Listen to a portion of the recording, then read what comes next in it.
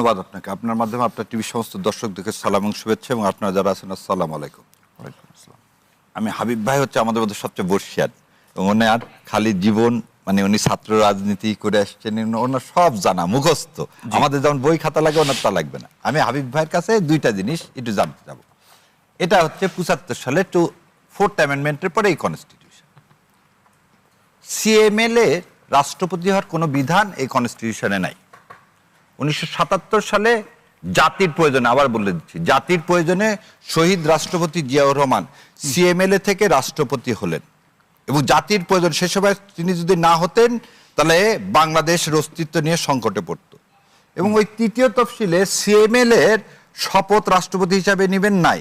আচ্ছা, দ্বিতীয় কথা, ৭৫ সালের এখানে রেফারেন্ডামের কোনো প্রবিধান নাই। বাংলাদেশের প্রথম রেফারেন্ডাম দিলেন শহীদ রাষ্ট্রপতি জিয়াউর রহমান। রেফারেন্ডামে কি ছিল? আপনি আমাকে রাষ্ট্রপতি হিসাবে গ্রহণ করেন কি করেন না। কেন এই কথাটা বললাম? বিএনপি হচ্ছে শহীদ রাষ্ট্রপতির সাথে বিএনপি নেই। সো তাহলে বিএনপি প্রথম হচ্ছে তার জন্মই হলো এই সংবিধানের আউটসাইড থেকে। এবার আসে দ্বিতীয় জায়গায় আমি একটা ক্লিপ দেখাবো। এই ক্লিপটা দেখানোর পরে আমি আপনার এই সাইফারিয়ার সাথে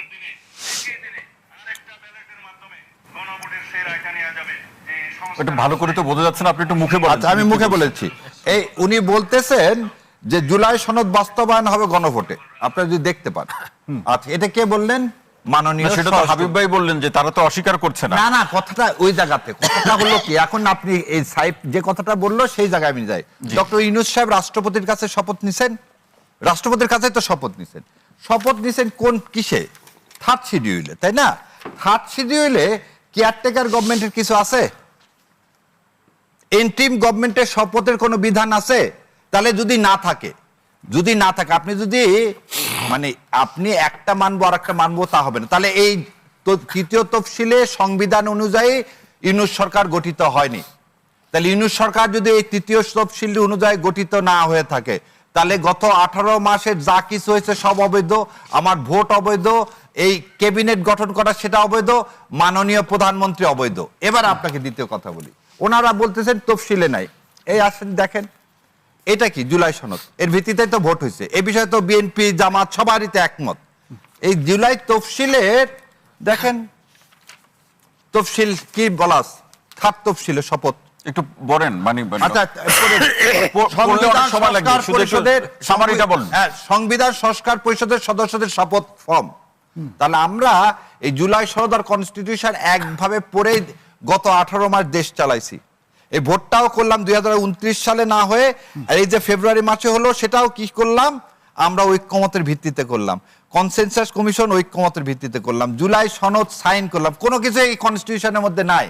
তাহলে আজ সকালবেলা আপনি যখন বললেন যে কনস্টিটিউশন নাই এবং আমরা সংবিধান মেনে এই রাষ্ট্র পরিচালনা করছি গত 18 মাস, সেই কারণে আমি এটা এখন নিতে পারবো না, পরে নিব। তো এই কথাটা আপনি এই গণভোট হওয়ার আগে তো শিডিউল দিল কবে? আর শিডিউল না, তার আগে একটা জিনিস দেখেন, এই আপনার একটা কথা বললে তো এটা দিছে কবে? 13ই নভেম্বর।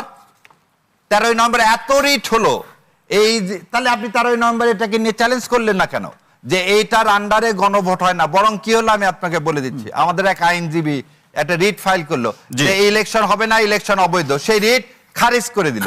সেকেন্ডলি, ইলেকশন কমিশনের সব ক্ষমতা। ইলেকশন কমিশন আপনাকে আগের দিন চিঠি দিয়ে 2 শপথ নেওয়ার কথা বললেন।